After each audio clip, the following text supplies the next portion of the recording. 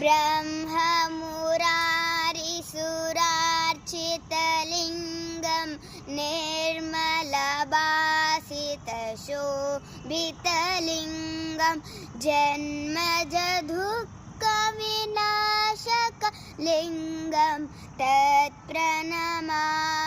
सदा शिवलिङ्गं देवमुनिप्रवरार्चितलिङ्गं कामदहनकरुणाकरलिङ्गं रावणदर्पविनाशनलिङ्गं तत्प्रणमामि सदा शिवलिङ्गम् सर्वसुगन्धसुलेपितलिङ्गं बुद्धिविवर्धनकारणलिङ्गं सिद्धसुरासुरवन्दितलिङ्गं तत्प्रणमामि सदा शिवलिङ्गं कनकमहामणिभूषितलिङ्गं फणिपतिवेष्टितशोभितलिङ्गं दक्षसूयज्ञविनाशनलिङ्गं तत्प्रणमामि सदा शिवलिङ्गम्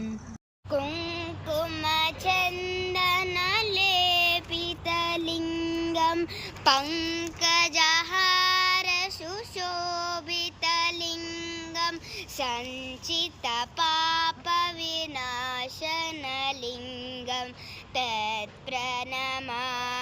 सदा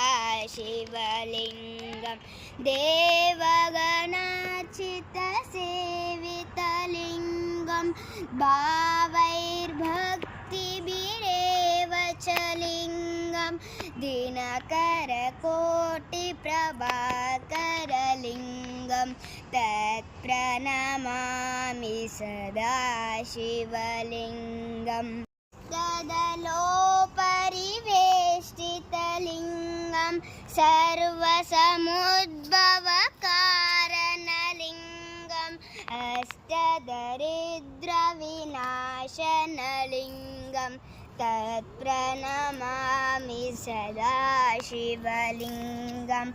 सुरगुरुसुरवरपूजितलिङ्गं सुरवरपुष्पसदार्चितलिङ्गं परमपदं परमात्मकलिङ्गं तत्प्रणमामि सदा